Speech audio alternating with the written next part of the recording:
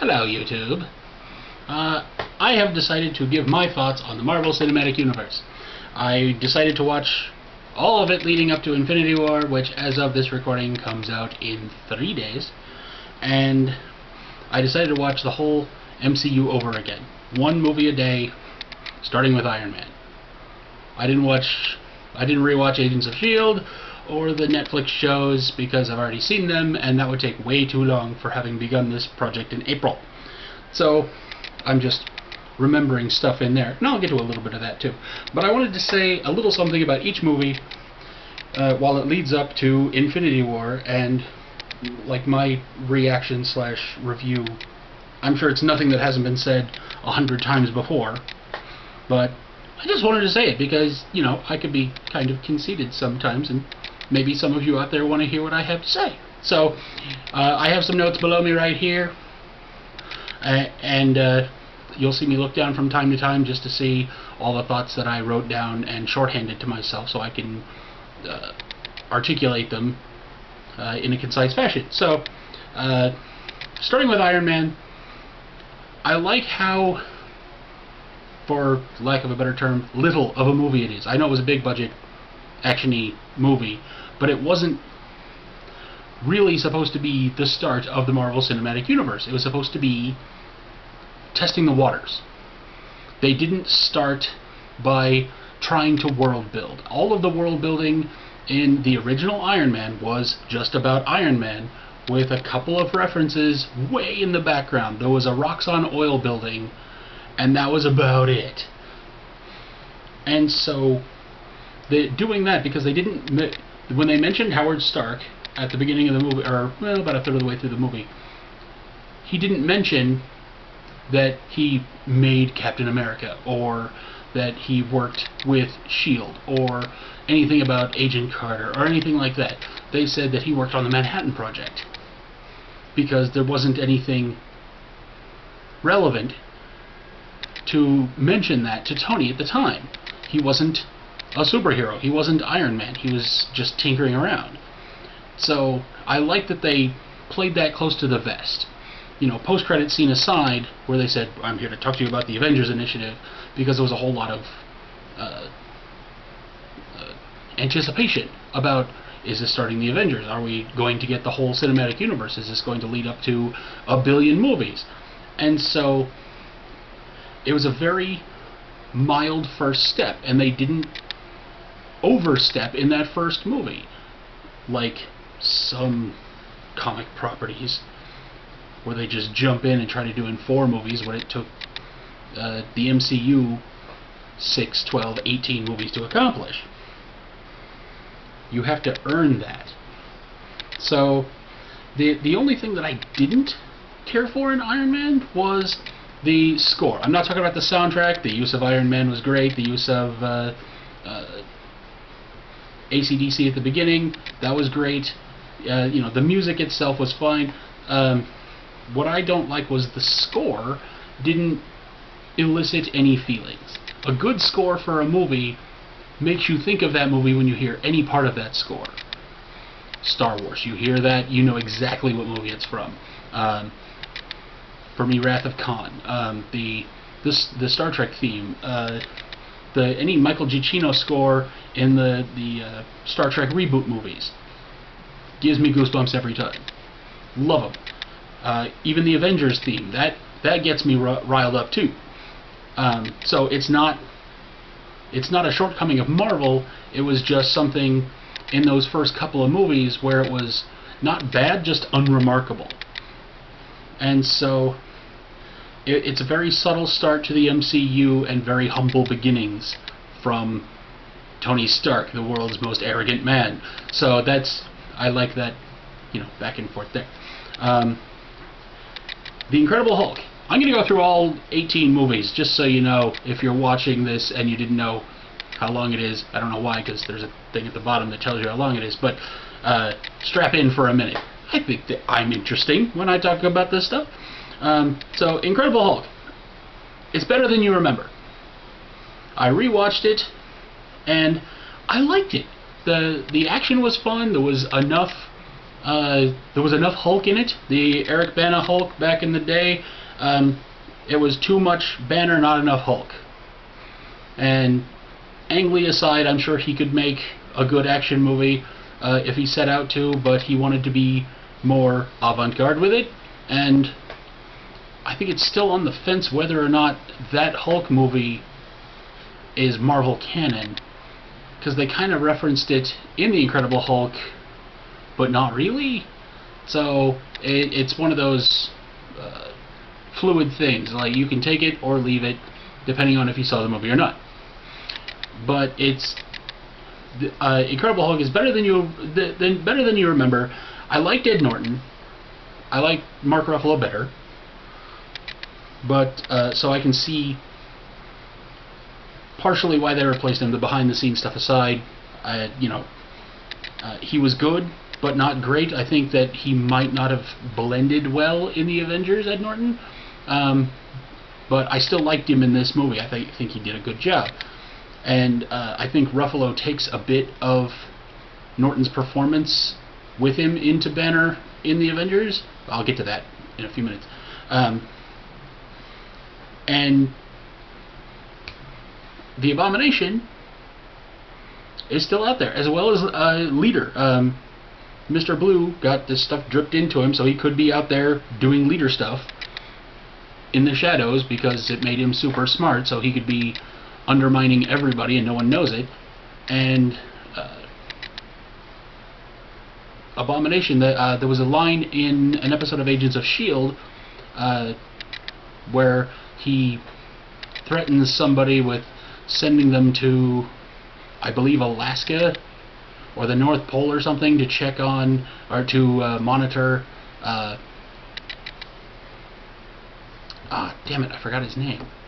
I didn't write it down earlier either. I just put Abomination. But to watch his cell, or cryo cell. That was it. Blonsky, Emo Blonsky. So he's out there, and I'm wondering if they're just going to activate him when Thanos shows up to say, "Oh hey, we'll let you out for a little bit, but you have to fight a great big purple thing from another galaxy." I don't know if they'd be able to point him in the right direction, appeal to the save the world because you're living on it sensibility, but it's an idea. I've stayed away from any Infinity War spoilers. I watched the 3 main trailers, but I'm not gobbling up every piece of film that I can get about it. I want to be surprised. I know that there's a lot going on, and so I just want to sit there in the theater and have it shoved into my eyeballs. So I've watched the main trailers, and I'm not picking them apart or anything. So I like to speculate on what I might see in Infinity War. So, Blonsky, maybe. Iron Man 2, I've heard this argument before, and I agree with it, that Iron Man 2 doesn't add anything to the universe, to the lore. If you removed Iron Man 2, it would still be a complete story with the other 17 movies. Whiplash was an unnecessary enemy. I'm not saying that it was a bad movie. I still enjoyed watching it. It's just that it was completely unnecessary. He had the sickness from the palladium at the beginning of the movie, and it was effectively cured by the end. That could have been explained away with a couple of lines in Avengers. Like, oh yeah, I was getting sick from the palladium, so I made a new arc reactor with a different element. Ta-da! You didn't need a whole movie for that.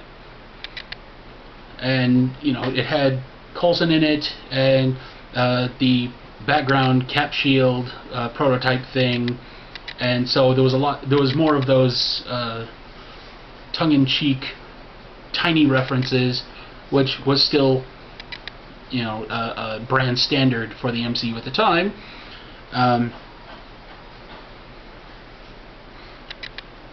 I like the everybody was apprehensive when they replaced Terrence Howard with Don Cheadle. I liked Don Cheadle more. I knew I would.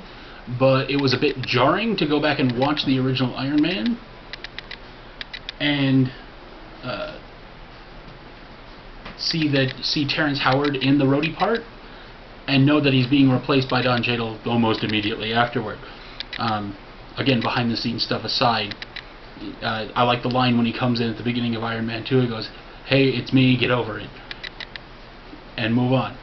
A friend of mine actually said, or I was having a conversation with a friend of mine, that they should take Don Cheadle and refilm all of the Terrence Howard scenes in Iron Man with Don Cheadle, because he wasn't in any of the action scenes, so it probably wouldn't cost that much comparatively. And the friend of mine said, no, they need to replace Terrence Howard with Robert Downey Jr.'s character from Tropic Thunder. And I just stared at him and went, yes, 1,000 times yes. I thought that idea was fun, but I honestly think they should go back and do like a special edition of Iron Man with Don Cheadle replacing Terrence Howard in those scenes. I think it would be an interesting thing to do.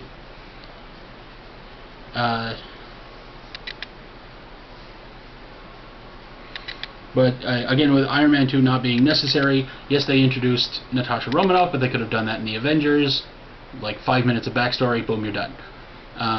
Because her backstory really wasn't anything spectacular in Iron Man 2 that couldn't have been explained in 5 minutes. They didn't go into detail until later movies. And she's been in enough other MCU movies to fill in a lot of the background stuff. I know they're trying to they want to get her own movie, and that would be interesting. I don't know if it would be quite necessary. So I don't know, but the movies are getting bigger and bigger and bigger, so once we hit Infinity War, we might drop back down into the ground level stories, and she might get a movie. That'd be kind of interesting. I'd go see it. Also, Scarlett Johansson is really pretty. I'm not made of stone. Thor, the fourth movie, and then, you know, it's just the fourth movie, suddenly space. I was just blown away by how quickly they went to space. Like, here's some hero building, you know, overcoming adversity with the arc reactor in your chest, blah, blah, blah, and he was a victim of an accident, got turned into a Hulk, blah, blah, blah, and Iron Man 2, more stuff, and then Thor, boom, he's an alien, he's from space, he has a hammer made of a neutron star, or a dying star, whatever, and that special metal I can't remember the name of right now, and like, then he gets blasted through a portal, down to Earth, fish out of water story. I kind of liked it. And I said this on an episode of Munch Life, but I want to do it again, because at the end of Thor, he can't wield Mjolnir because he's not worthy yet. And then he's facing the Destroyer, and he decides to get everybody to safety and go effectively sacrifice himself to help out those around him, and he goes up to the Destroyer, which bats him away because he's just mortal at this point, and with his dying breath, Mjolnir flies away from where it is at the hole, the crater that it made, and flies into his hand, reactivating his powers and making him be able to take out the Destroyer, which means that getting hit really hard made him really Thor. I'm going to have a couple of Thor jokes. I love Thor puns. There's going to be so many you're going to need an F print.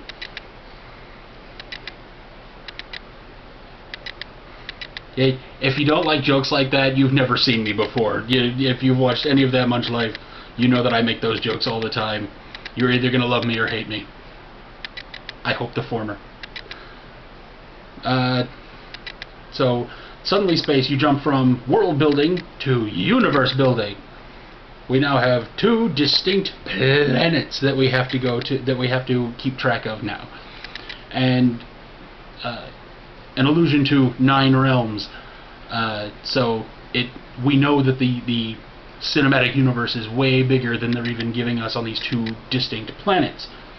Then we move down to Captain America, which is the first movie that has a pivot to building a specific lead into the Avengers, because it may have been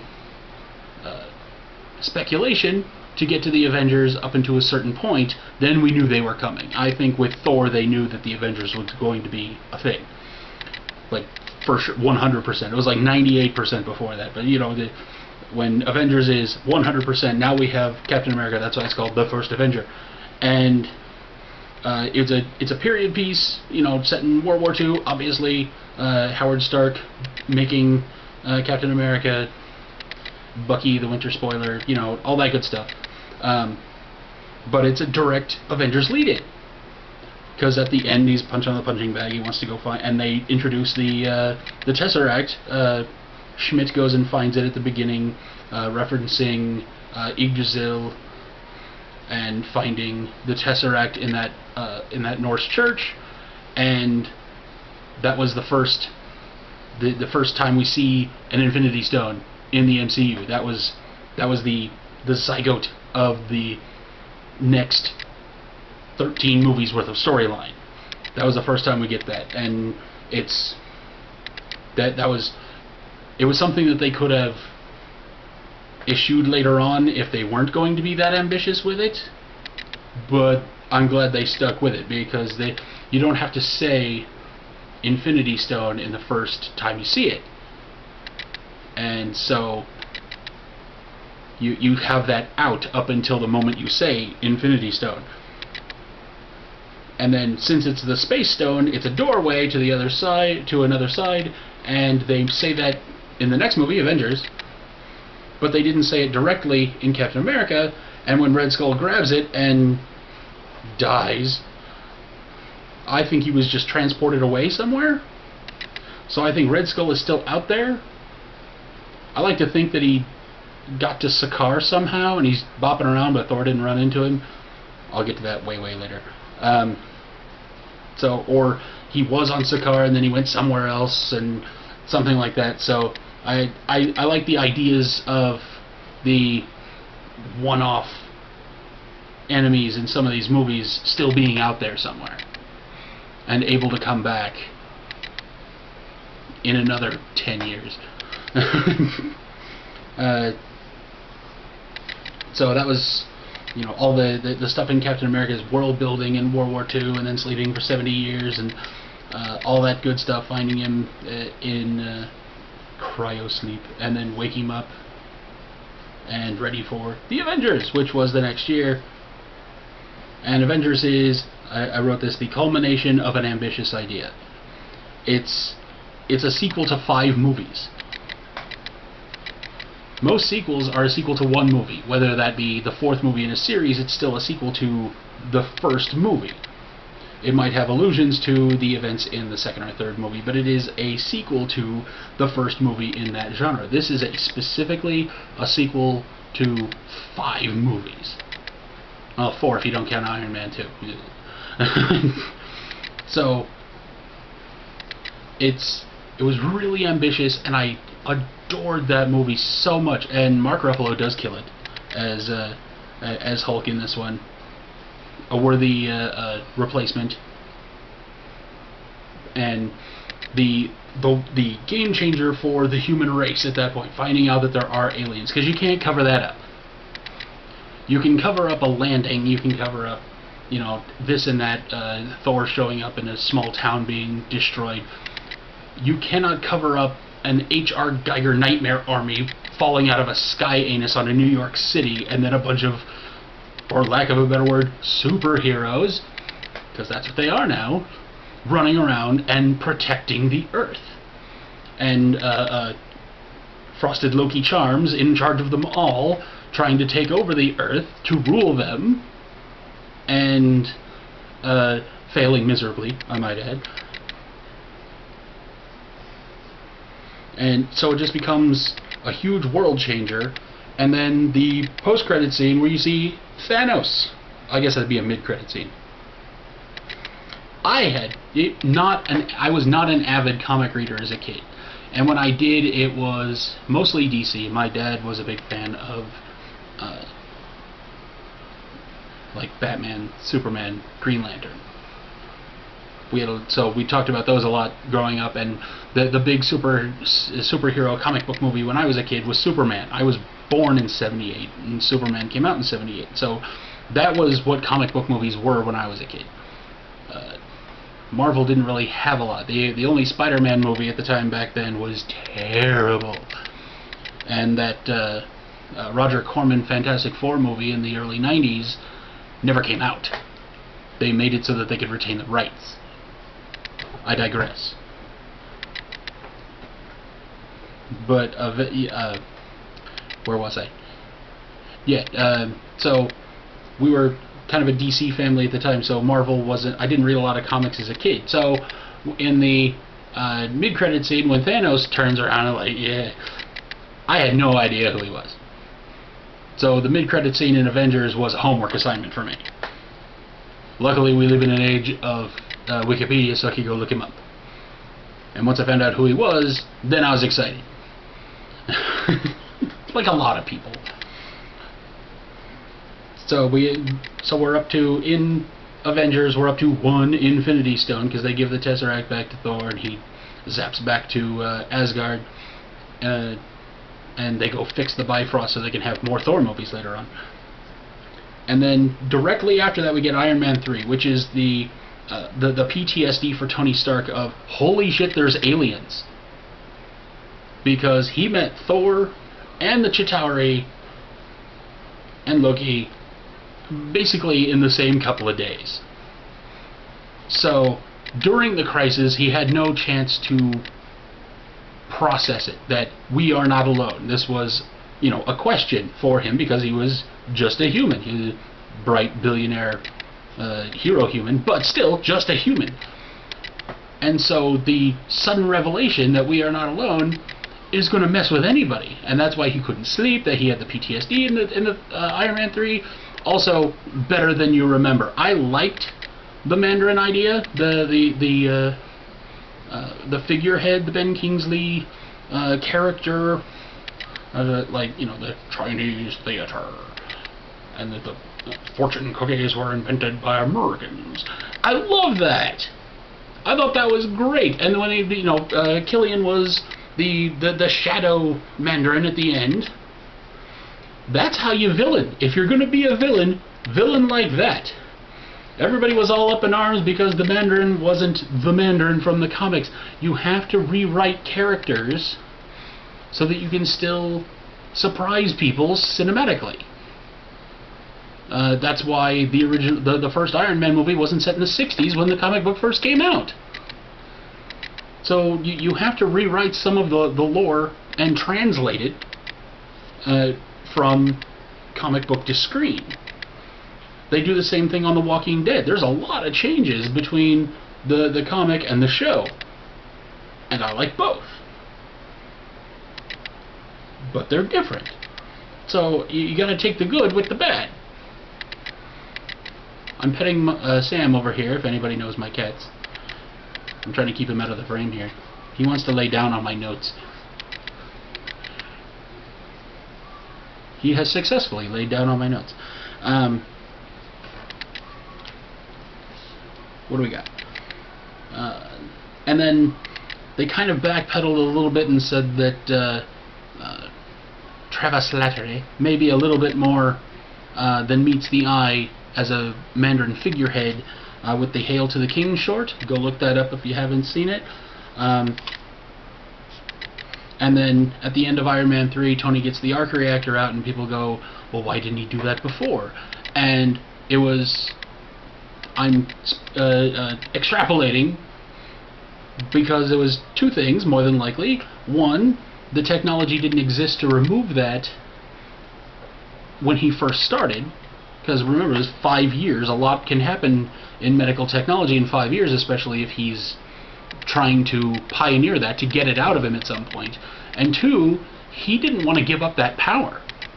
He had the power source to the most powerful suit of armor that he thought in the world in his chest, and nobody else had one except Rhodey, because he installed one and let Rhodey have it.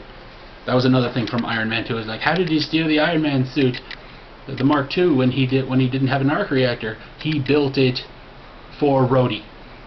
He was going to give it to him, and then he went bananas and didn't give him, and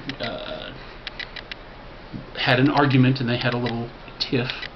But if he had wanted to shut down that Mark II armor and not let Rhodey have it, he'd have done it. And another thing on Iron Man 2, Sam Rockwell was really good in that movie. He was kind of the only non-Iron Man part of that movie that was really worth it, and about the only thing from that movie that shows up elsewhere in this MCU, which I'll get to later. So, so he got the arc reactor out of his chest because he was done. By the end of the movie, he had made peace with it. He was ready to have the suits. Well, he got rid of blew up all his suits, but he was going to make more. We all knew that. So he got rid of the arc reactor because he was trying to move on and trying to grow as a person. And so he got rid of the arc reactor. He threw it in the ocean, which I thought was dumb, because anybody who even thought about that would just go dredging to find a miniaturized arc reactor below the ruins of Tony Stark's old house. But, you know, no movie is perfect. And the post-credit scene in Iron Man 3, where he's talking to Bruce Banner, he's like, I'm not that kind of a doctor, I'm not a psychiatrist. That is trivia. The first time that an actor played Bruce Banner twice in a row, or twice in two different movies, ever.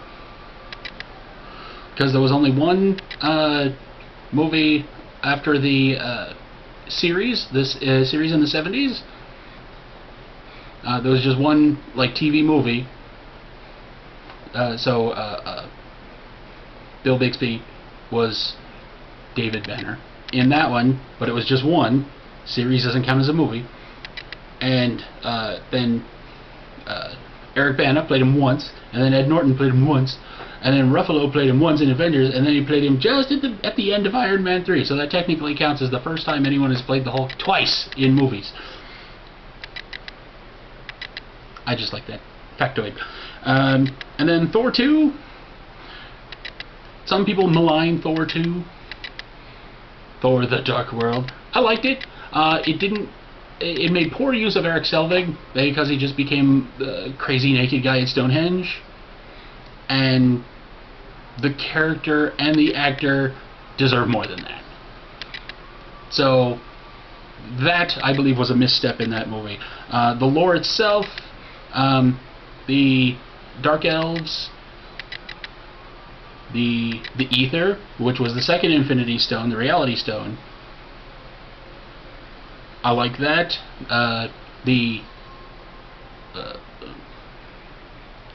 For lack of a better term, mystery spot that they go to where they, flip the truck around because it weighs nothing, and drop the keys into the other dimension, and all that good stuff.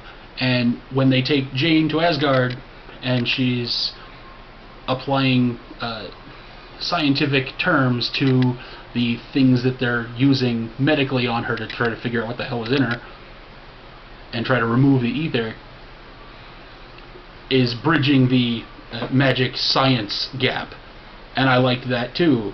I never thought they killed Loki all during the movie. The twist at the end was not a surprise at all. I knew that they wouldn't kill off Loki. He's the most popular non-Avenger there is. So, and one of my very favorite exchanges in the entire movie is during all of the kerfuffle at the end, where the Dark Elves are there, and the realms are aligning, and they're trying to use the ether to destroy all the realms, and Doctor Who, the Dark Elf, is doing all this stuff and everything's going on, and Mjolnir flies away. Thor drops through a portal into another realm, and Mjolnir flies into orbit to try to go get him, because it always returns to his hand, and then he falls through another one back onto Earth, so it turns around and comes back, and they're all standing there, and Jane and Darcy and Selvig and her intern Ian and are all standing there, and Jane goes, Darcy, and Darcy goes, Jane, and Selvig goes, Ian, and Ian goes, Selvig, and Mjolnir flies by, and Darcy goes, Mjolnir! I thought that was hilarious. Just the quick cut back and forth when it does that, and then Mjolnir! That's just me, I guess. But that was a fun piece there. I liked Thor Dark World more than most people. The Thor movies have gone through the most tonal changes throughout the MCU, and I'll get to that in a little bit. Because after Thor 2 goes Cap 2, and that was a genre shift of the movies from big gianty action movie to political thriller, or like political intrigue movie, and I liked that too, because you need some of that. And they're at the Triskelion, and there's underhanded stuff going on, and Gary Shandling the senator is like Hail Hydra and all that good stuff, and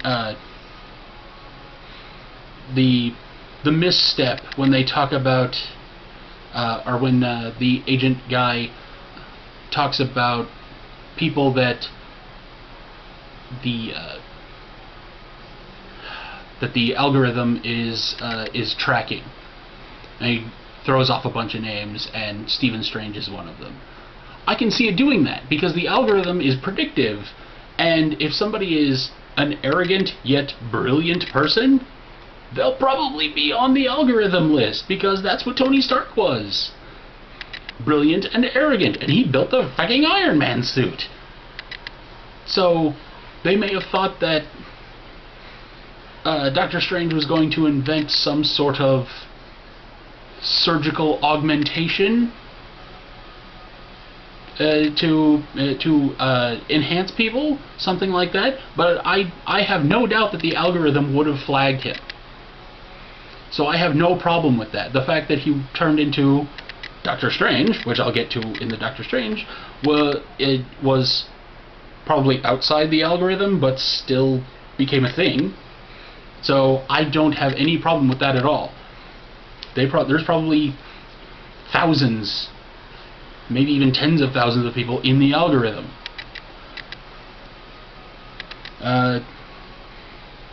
Genre shift or political intrigue. The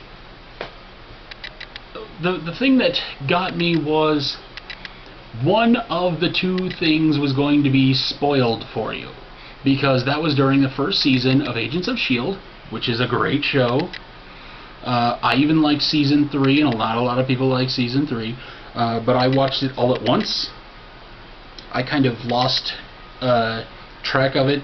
I kept downloading it and getting all of the episodes and keeping them to watch, but I just kept not watching it because I was so far behind. I'm apparently part of every fandom, so it takes me a long time to catch up. I watched all of these MCU movies, and I am still like 10 hours behind on my TV schedule. I'm a couple episodes behind on Supernatural, I'm a couple episodes behind on like Big Bang Theory, and the DC Arrowverse, and I have yet to watch the first episode of this season of Westworld, which I'm going to get to probably either today or tomorrow. Now I'm petting Dean. But I digress. So, where was I? Right, so, Agents of S.H.I.E.L.D., you were going to be spoiled, either if you watched the episode of Agents of S.H.I.E.L.D., where everything switches over from S.H.I.E.L.D. to Hydra, and S.H.I.E.L.D. basically collapses, because that's the whole show. So S.H.I.E.L.D. collapses, Hail Hydra, and there's a huge split in people between there and there. That's going to be either your big reveal and then you see Captain America Winter Soldier and it's already spoiled for you, or vice versa. For me, it was vice versa. I saw Cap 2 first, and that was actually while I was still watching Agents of S.H.I.E.L.D. as it was happening.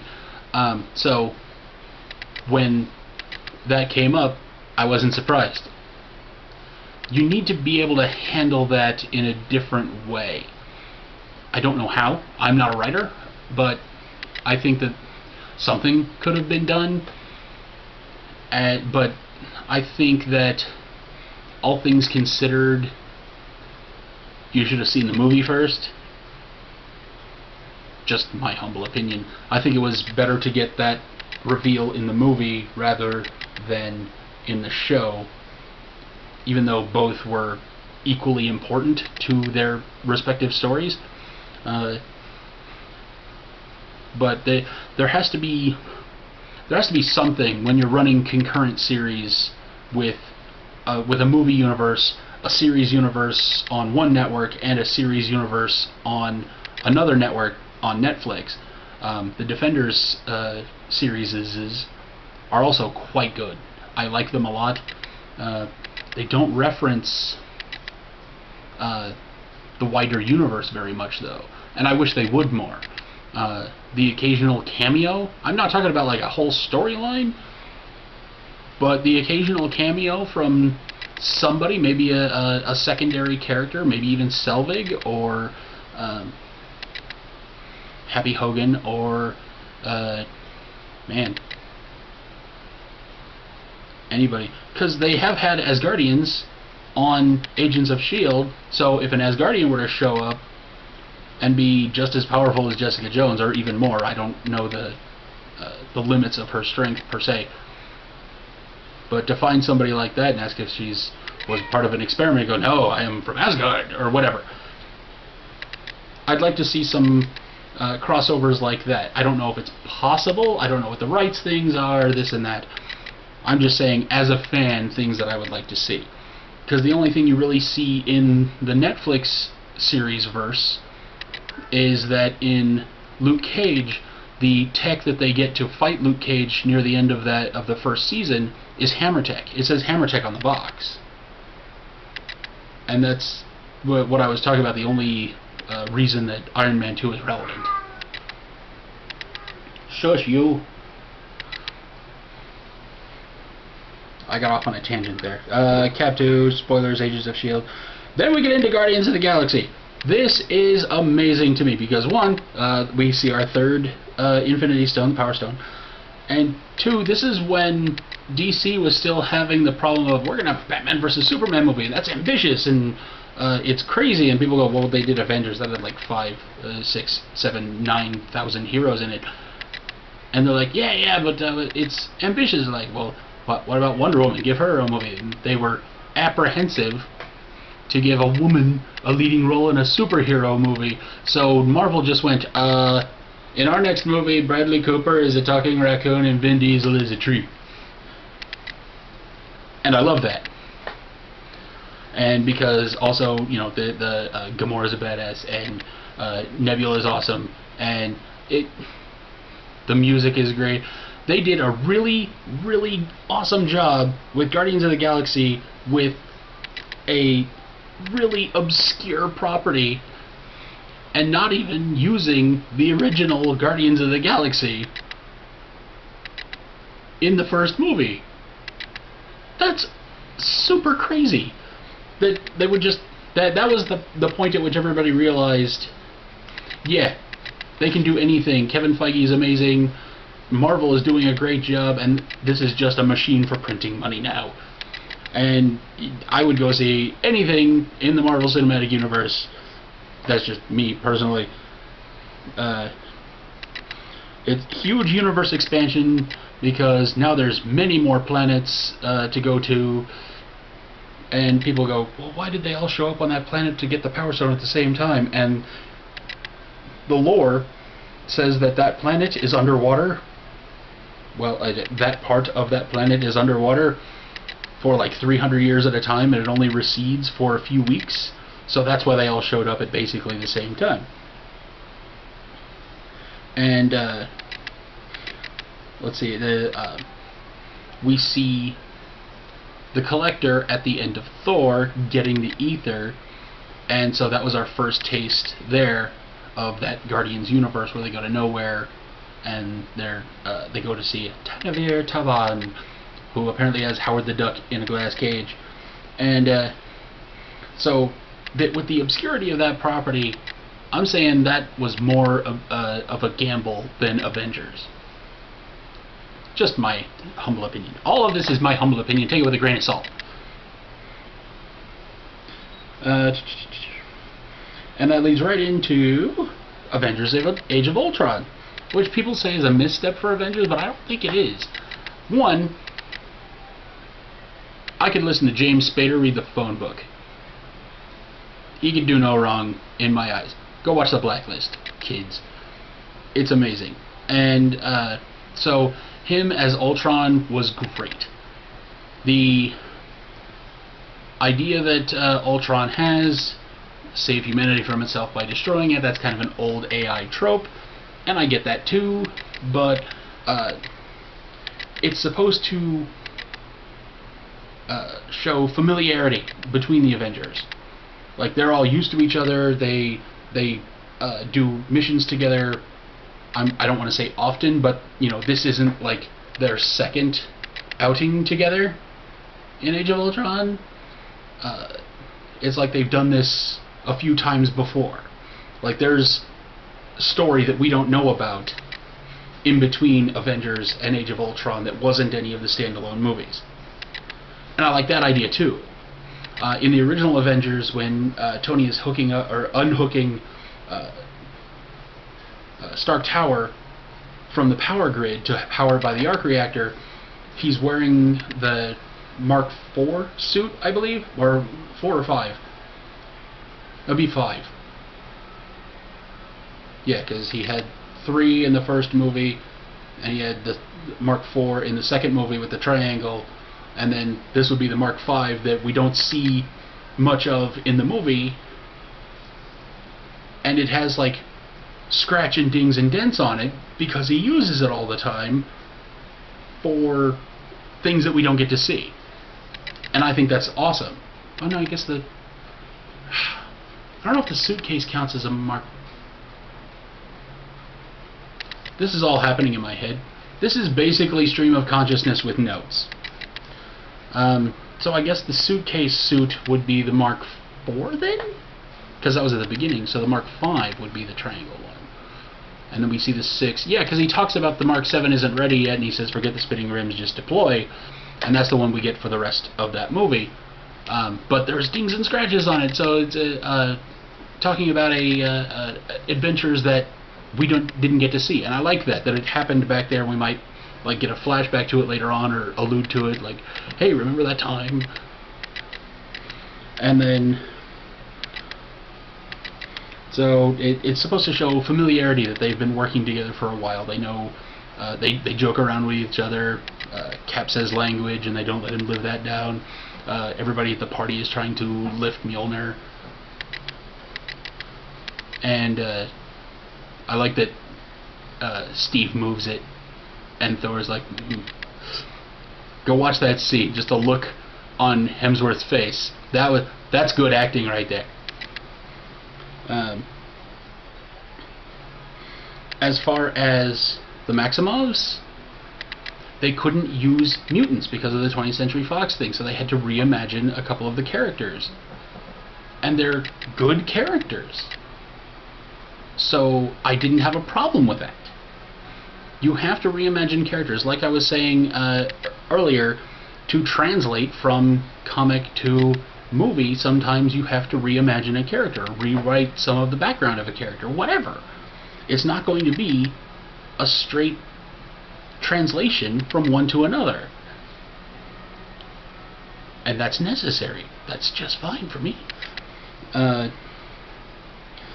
The one thing I don't like from Age of Ultron is that they were trying to set up future movies. The thing about the Avengers was that it was the culmination of the previous movies, not setting up future movies. This was a shift in Age of Ultron to using the Avengers movie to set up the standalone movies, instead of the standalone movies being used to set up the Avengers, which I thought was better to set up the Avengers. So shifting from that to that, and like because they allude to the coming Civil War and a couple other things I can't recall off the top of my head right now, but Thor goes and has the dreams with the spirits in the pool with Selvig, and which was that 5 minutes was a better use of Selvig than the entirety of Thor 2. So so you have that, and so it was setting up future standalone movies, taking precious time out of Avengering. So that was one thing in Age of Ultron I didn't like. I like Ulysses Claw. I like the whole vibranium thing. We find the Mind Stone, which was technically in the Scepter the whole time, so they had the Mind Stone in the first Avengers, but we didn't know it. So we verified the Mind Stone in Age of Ultron, and they put it in Vision's head, and Vision is pretty freaking awesome. And so we get that, and it was nice world building, and them getting more familiar with each other, and maybe starting to get past the honeymoon phase and starting to argue with each other, which did lead into Civil War. So, you know, some of that would have been okay, except they just kind of hit you in the face with it during the wood chopping scene. Because after that, it kind of stewed for a while until we get to Civil War, because we had Ant-Man in the middle. And Ant-Man was, pardon the pun, sorry not sorry, the little movie that could. And the whole thing, the whole joke when they were talking about the Avengers was, why are they doing Avengers? That means Ant-Man has to get his own movie, because they started with Iron Man, blah blah blah. And so like, that means Ant-Man has to get his own movie, and that's gonna be dumb. And so I think that Marvel really took that as a challenge accepted, and they turned it into an amazing movie. I really liked Ant-Man because Michael Douglas, one,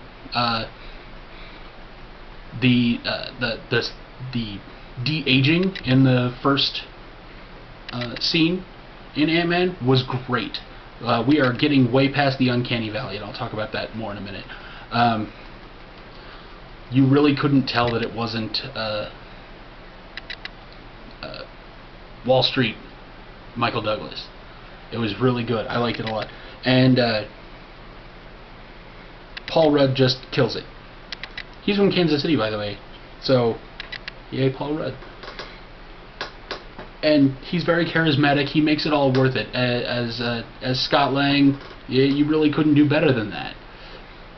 So I think that they were trying to show that they could really make a property out of anything at that point, and not just because they had 12 movies or 11 movies worth of pedigree at this point, that they could go out and say, this is a brand new to the universe property, character, that we're not going to use any of the other characters. It's going to be basically a standalone movie, except when he goes and talks to Falcon and beats him up and steals the thing. And so if you remove that, then it's just a standalone Marvel movie that really works. And I like that. And because like at one point they actually reference it, and he goes, well, if this is all going on, the first thing we should do is call the Avengers. And Pym would have nothing with that. He goes, I spent years of my life keeping my tech away from a Stark. I'm not going to hand it over to one now. Which was kind of a throwaway line, but it's a really great way to keep your movie separate from the Avengers, and it's becoming harder and harder to justify not having other Avengers in your movie.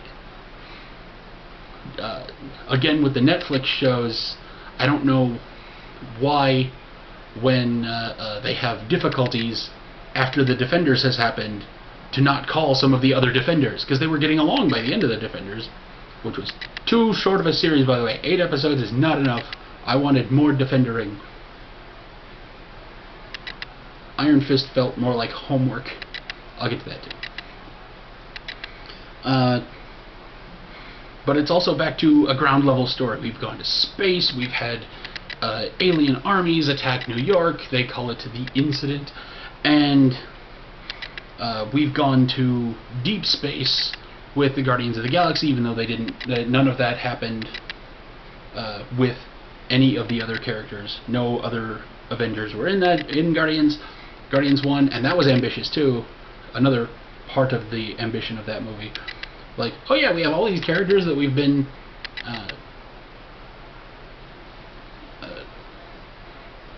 building up for several years. Yeah, let's not use any of them in the next movie. That's fine. And so, and then we have Ant-Man and the Wasp coming out next month? July, I think. Yeah, so 2 months. 2 1/3. So, we know that Ant-Man's going to make it through Infinity War. Also Spider-Man, because he's set up for another movie. As far as I hear, I could be wrong, that they licensed Spider-Man from Sony for 4 movies. And that was Civil War, Spider-Man Homecoming, Avengers Infinity War, and a second standalone Spider-Man movie, which means that Spider-Man is probably not in Avengers 4, which I'm okay with, because the small amount that I've heard is saying that Avengers 4 is going to be a time travel story. I love time travel. It makes my brain hurt, because I think about it a lot, and if you think about it too much, it makes your brain hurt. But I love time travel stories in movies, so if they're not going to have Spider-Man in it, that's fine with me. I digress. So, after Ant-Man is Cap 3! Captain America Civil War, which is basically one of those required reading movies. It was great. I loved it. I thought it was awesome. Maybe Zemo's plan was a little more convoluted than it should have been, but I can see past that because it's a comic book movie. I know that really shouldn't be an excuse, but you have to give them a little bit of rope. So, Cap 3, Captain America Civil War, is one of those required reading movies because it introduces Black Panther, it introduces Spider-Man. So it's Avengers 2.5 because it has almost everybody in it except Thor and Hulk. It has a lot of Tony Stark in it. Basically, it's Cap, Tony Stark, everyone else, and story-wise. So it's Avengers 2.5. It's Iron Man 3.5. It's the Black Panther required reading because Black Panther is introduced in that movie, and it's the catalyzing event for the Black Panther movie because the king is killed in the explosion at the UN, and so and the 15 Wakandans were killed in the blast at the beginning when they were trying to get Crossbones. I like that they brought him back too, even if it was just for a minute, and he blowed up. And so it's the Black Panther required reading, and then it's also the Spider-Man required reading because the events in Civil War are in Spider-Man Homecoming, told through Peter's eyes, which I like that idea. I like that use of the storytelling, and I'll get to that more in a second too. But Civil War, besides being a really good movie and really well done and fun and interesting, and introducing a lot of characters and bringing back a lot of characters is also like a lot of required reading. If someone were to say, what is the one movie that you have to see before Infinity War, if you only had time for one, I would say Civil War. You need to see a lot of the other ones, because you can't just see one movie out of 19 or 18, I guess, before you go see the 19th movie in a series. It's like watching the season finale of a show and you go, who are all these characters? Which somebody does that. I'm not naming names, but it rhymes with Corey. And his first initial is Corey. Anywho, I hope he watches this. Doctor Strange. It is, again, basically a standalone film. It's right after Civil War, so we may have had Avenger fatigue a little bit. Just, like 1%. I didn't, but I can see it. And so they have this standalone origin story to introduce mysticism into the MCU, which does exist, and I like how they describe it. We call it magic, but if that hurts your sensibilities, call it a program. And they're drawing energy from another dimension and all that good stuff. Just a lot of the science and physics lending to their mysticism, like Thor did when he was drawing the Yggdrasil with the 9 realms on it. And I'm pointing down here at my page, I'm doing it for myself. He drew Yggdrasil with all of the different realms in it: Vanaheim, Jotunheim, Asgard. I can't remember all of them, so sue me. Don't sue me, I don't have anything. So, but it only references the rest of the cinematic universe a couple of times. He talks about Hong? Yeah, talks about the Avengers cover the physical attacks, and we cover the mystical attacks. And so there's only a couple of references here and there to the mysticism. I apparently talked for a very long time because we had a cut in the middle. Where was I? Doctor Strange. He only references the rest of the universe a few times just to let you know that's where we are. We are in the Marvel Cinematic Universe. We'll get to them a little while later, but for right now, we're going to teach you how to be a wizard. And I don't like that the post-credit scene with Thor is basically the entire scene with Doctor Strange in Thor. It's a little bit longer in Thor Ragnarok, but for the most part, it didn't. That post-credit scene wasn't necessary. I wish they'd have had something else that would have fit Doctor Strange into the rest of the universe, or like a meeting of Thor that would have led directly into the movie that wasn't part of the scene in Thor Ragnarok. Either way, it could have been done better, is what I'm saying. And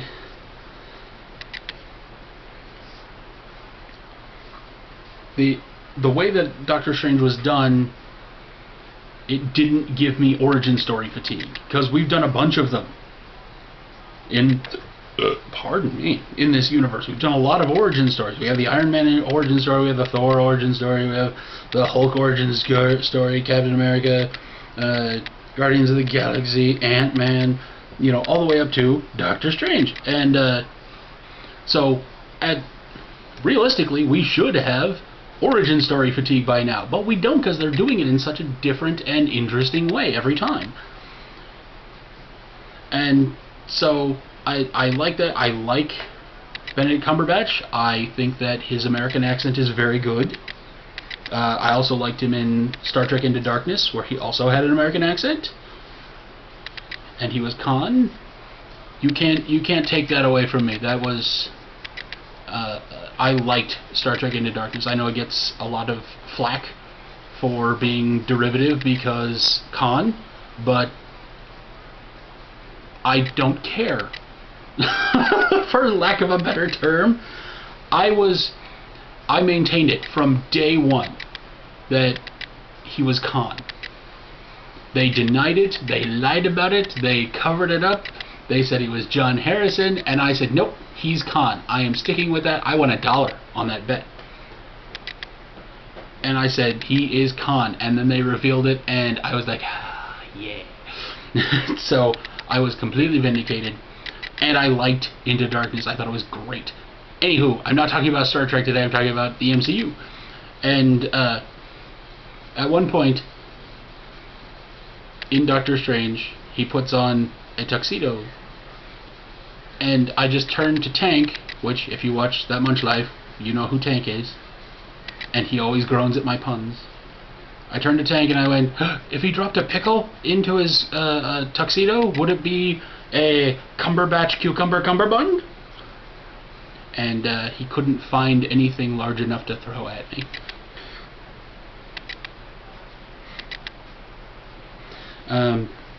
So, yes, Doctor Strange was good. I enjoyed it a lot. It added a lot to the lore. I like Mordo. He was... I like the good guy turned bad guy thing. He was continually challenged about his beliefs throughout the movie. It wasn't a quick change from one to the other. He questioned everything that was going on, and then the Ancient One... You know what? I shouldn't have to say it by now, but spoilers. The Ancient One was drawing her immortality from the dark dimension, and then dies at the end. And after she's lost to them, Mordo just kind of turns and becomes the bad guy that all of the comic readers know that he is. And I like the way that they do that too. So it wasn't just a quick flip, it was a very specific progression. And Chiwetel Ejiofor does a great job in that movie. And so I like that movie all the way around. I like the fact that the climax of the movie happens off screen. The big final Dormammu battle, and then they get there late, and then he has to reverse time with the Time Stone. So that's our 5th Infinity Stone there. So all we have left is the Soul Stone, and I'll get to speculation on that in a minute. So he reverses time, and he redoes all of the climax of the movie. And then he goes and does the Dormammu thing and comes up with a way to defeat Dormammu that no one would have thought of. And that's exactly what a genius would do. A genius who just recently got access to all of this mystic arts and broke his paradigm of the universe, basically, and comes up with a way out-of-the-box way of defeating this unbeatable enemy. Holy crap, that's amazing. That is exactly what that character would do. So, kudos. Like, continually surprising me, Marvel. Which leads directly into Guardians of the Galaxy 2. I've watched this movie so many times. It's probably the only one I've seen more than the original Iron Man, and I pretty much watched the original Iron Man to watch the riff track. I'll get to riff tracks in a minute too. The only problem is that Guardians of the Galaxy 2 is kind of a self-contained story. Yes, it's a sequel to itself, but it doesn't add much to the lore, because yes, we find out about Peter's true heritage and meet his dad and all that good stuff, but he's defeated by the end. Once again, spoilers, but he's defeated by the end, so Peter goes back to the same place that he was at the beginning of the movie. And so he doesn't have the light. He might have the light in there somewhere, he just might have to build it again. So I'm thinking there might still be some celestial in him for later on. if they're smart, he'll be the one who can use the Infinity Gauntlet and take it away from Thanos. That would be awesome. Again, with the speculation, because I just love speculating, and I'm by myself today, so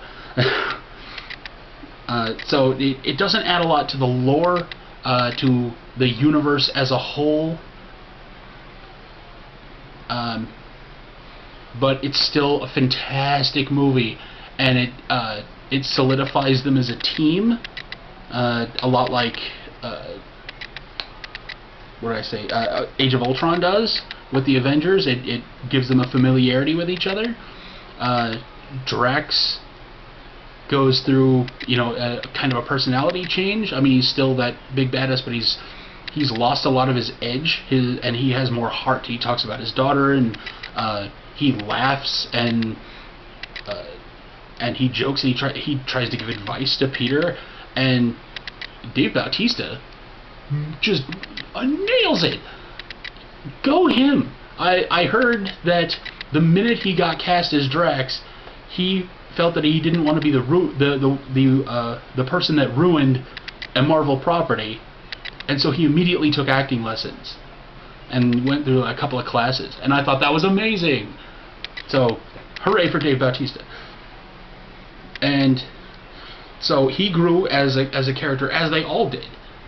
And the Yaka Arrow scene in the ship, super amazing. The music, again, spot on.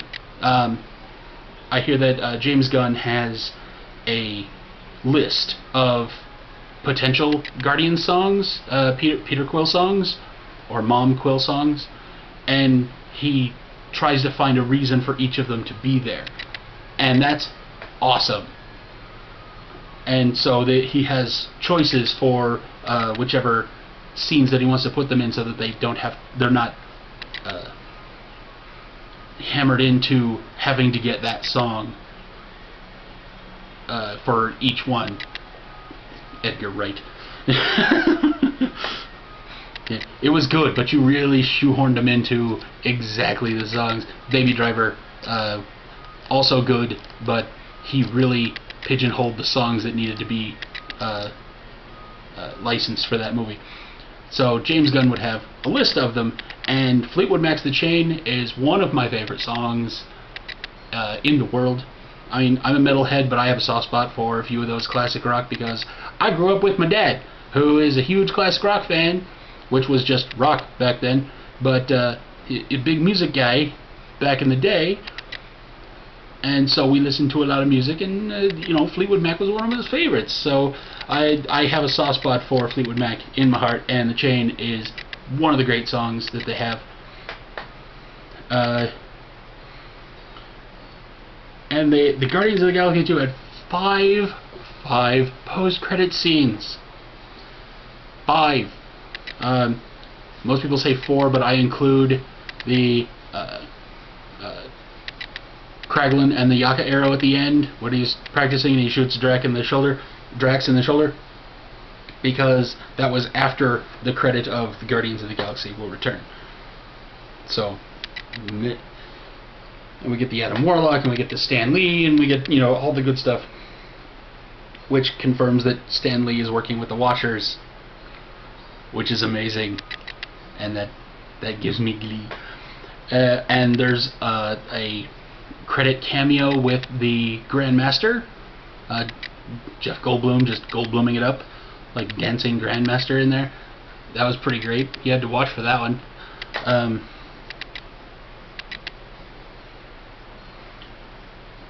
But yeah, even though Guardians 2 doesn't add much to the overall Universal story, it's still amazing, and I will watch it a million times, because I am Groot.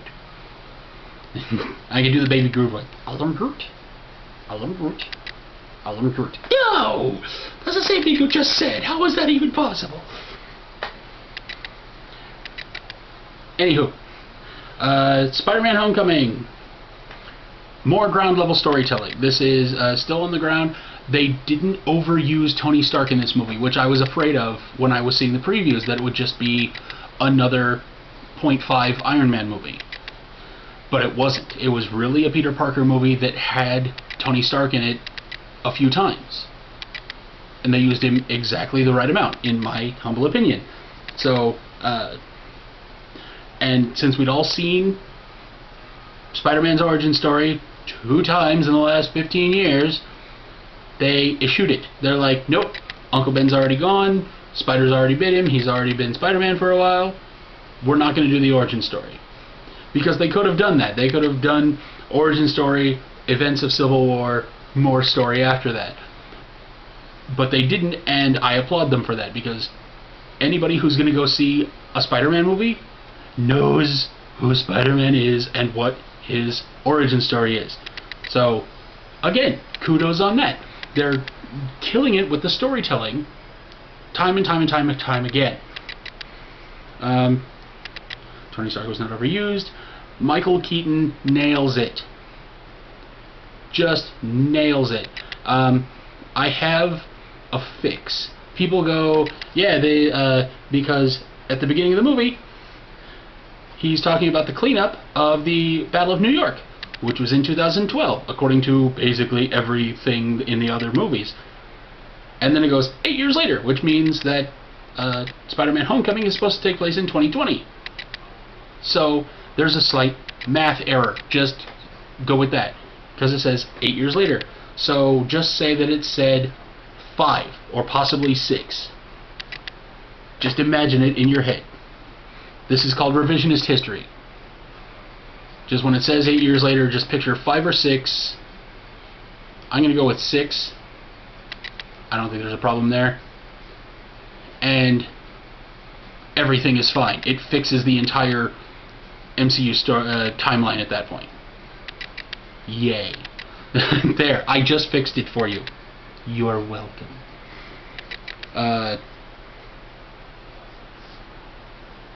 Time jump mess fix, yeah. I was asked, like, spoilers, why did Vulture cover for Peter at the end? Because he knows who he is. When the other guy that was arrested on the ferry asked him, like, I hear you know who he is. And it's because he redeemed himself at the end. Or he was redeemed at the end.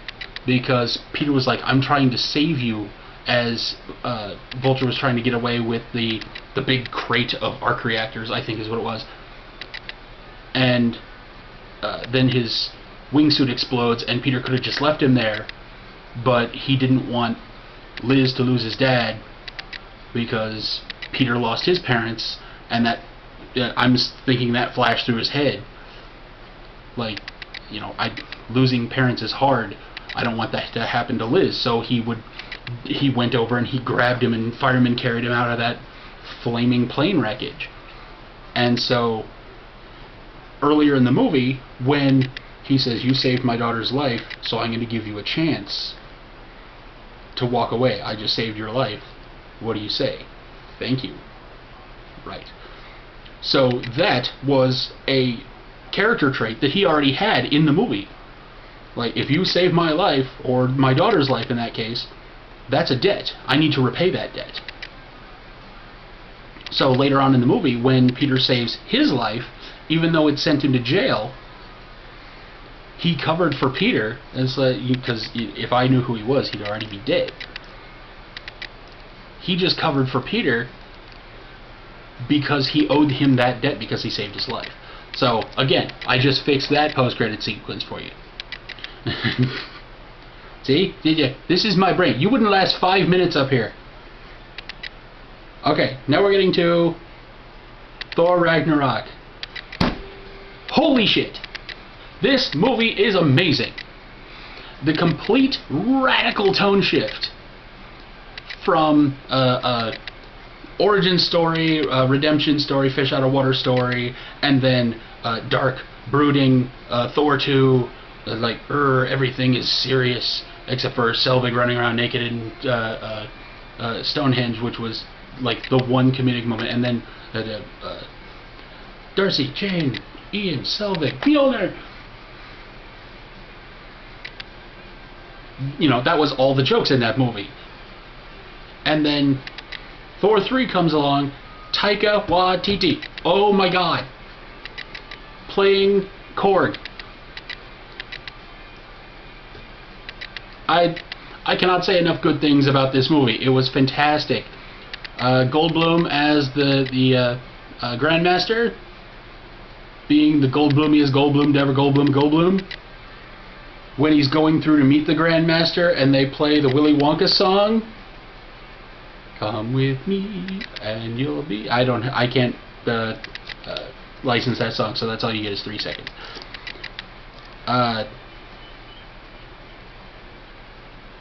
So all of that just, and the melty stick, like, that's not a capital offense, he just annoyed me. And all of the jokes just leading up in this movie are just amazing, and I love them all. And Korg did "Piss off, Ghost." Love that.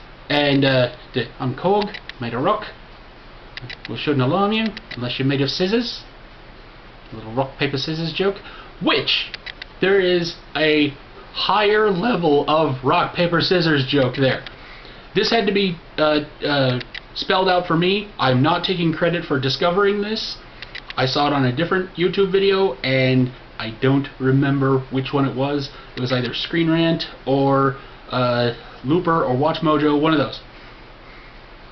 But it had to be pointed out to me, and I'm going to point it out to you because it's amazing. Because at the end, when again, spoilers, when Korg gets on the ship with all the Asgardians after Asgard blows up, he's holding Meek, and he goes, "Meek, what planet are you from?" And he goes, "Oh, Meek's dead. I stomped on him when we were on the bridge. I felt sorry, so I picked him up." Because Meek had knives for hands, so he was effectively scissors. So rock beats scissors. But when you get Korg's story, when he's telling like why he's in the the arena with the Grandmaster and all that good stuff, he goes, "Yeah, tried to start a revolution, but I didn't print enough templates, and see no one showed up except my mum and her boyfriend, whom I hate." Which means that The Rock was defeated by paper. He didn't print enough pamphlets. Amazing. That is the most subtle joke I've ever heard. And it's amazing, and I will never forget it. Taika Waititi, you're a genius. So, again, I can't say enough good things about Thor Ragnarok. It was a well done, again, ambitious. They do ambitious a lot. Unexpected movie. And as close to a Planet Hulk movie as we're ever going to get. Again, not a huge comic reader, but I was aware of Planet Hulk, and everybody that that is a comic reader that I've corresponded with it was like, yeah, that was about as close to Planet Hulk as we're going to get. And Banner being Hulk for 2 years, and Ruffalo, again, nailing it as the Hulk. Very good. I loved every minute of it. That's another one of those required movies, because it tells you where Hulk went after Age of Ultron, so he wasn't in Civil War, and where Thor went, because he just kind of left, and he's like, I have to go look for the Infinity Stones, and fucked off for several movies. And so that answered where Thunderbolt Ross says in Civil War, where Hulk and Banner now? And they don't know. Well, this is where they were. They were having this adventure pretty much at the same time, I'm sure. So, and they say that time works differently on Sakaar, so there's a lot of stuff there, so they can play with the timeline a little bit and not get booted in the face because of it.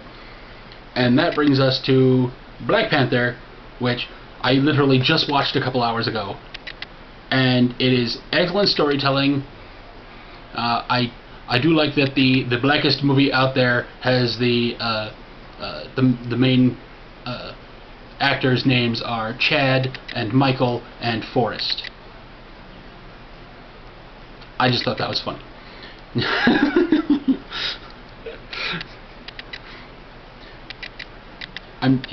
Okay, but it's excellent storytelling. It redeems yet another Human Torch. For those who don't know, Chris Evans was the Human Torch in the 2004 and 2007 Fantastic Four movies with Ian Grufford and Jessica Alba and Michael Chiklis, which I liked those movies. I liked them a lot. They were cheesy. They were supposed to be cheesy, but and Silver Surfer was still kind of cool, and they did kind of mess up Galactus. But I digress. So Chris Evans became Captain America, thus redeeming a Human Torch, and they were talking about folding in the Fantastic Four into the cinematic universe, and they're like, oh, but Chris Evans played the Human Torch both times at the time. And I'm like, well, okay, they just made an H.R. Geiger nightmare army fly out of the sky over New York and have a giant, billions and billions of dollars worth of damage done to New York. And you're saying they can't put the same actor on the same screen in two different places, playing two different characters? All you need is a throwaway line. Captain America, there's the face of a soldier that I can really trust. And then Johnny Storm walks by, handsome guy. That's all you need. Anywho, Michael B. Jordan played the Human Torch in the Fan Four Stick terrible reboot movie. I did not like it. It had a couple of good parts, but for the most part they strayed too far from the source material. I know that I've talked about reimagining for the screen, but this was too far removed from the source material to really be called Fantastic Four. And they skipped like a 2-year period in the middle, which would have been a better movie than what we got. So, but Michael B. Jordan, who plays Killmonger, again, is redeemed in the MCU from Human Torch to awesome character in an awesome movie. So we're 2 for 2 on that. I really wish they hadn't killed Ulysses Klaue. I liked that character a lot. Andy Serkis is very good. He's funny in that role. He's just a complete douche nozzle. The character, not Andy Serkis, he's amazing. But the character of Ulysses Klaue is just terrible human being. Just human garbage. And I think they underutilized him in the MCU because he popped up in Age of Ultron just a little bit, and he was funny there, and here and there. But in Black Panther is where they talk really about his stealing all the vibranium that he could, and he set off explosions, he killed a bunch of Wakandans, and then Killmonger kills him, because that's what he does. And then he brings him to Wakanda and he recruits the other guy, but I really wish they hadn't completely killed off Ulysses Klaue. I would like to have seen him again. And since Avengers 4 is a time travel story, butterfly effect, we may get him back somehow. But vibranium is an aggravating element in the MCU because it does everything. I call it everythingium. Other people call it unobtainium, plotlineium, MacGuffinanium. So it goes through a lot of... It does a lot of things that you would need 6 or 7 other minerals or mined elements to be able to put together. So vibranium does it all. You just hammer it into a square and you got yourself a smartphone. Whatever. I digress. Vibranium is actually kind of cool if you use it correctly. So that's all of the MCU leading up to Infinity War. I'm waiting with bated breath. I keep saying that when I go see it, it'll be the culmination of this 10-year Marvel erection that I've had. So, if your Marvel erection lasts more than 10 years, consult your physician. This is my theory on where the Soul Stone is, because we haven't seen it yet. I believe that Thanos is going to show up on Earth. He's going to be in a crowded city. He's going to turn and see Stan Lee and say, "Can I have the Soul Stone, please?" And he'll go, "Oh, sure," and pull it out of his pocket and hand him the Soul Stone just out of his pocket. I think Stan Lee has the Soul Stone, and it's going to be a tiny little throwaway scene, and it'll be hilarious and everybody will laugh. That's my theory. But hey, that's just a theory. MatPat. There are riff tracks for Iron Man, Iron Man 2, no wait, no, Iron Man, Thor, Captain America, and Avengers. Go watch them, they're pure gold. Shout out to the riff track guys.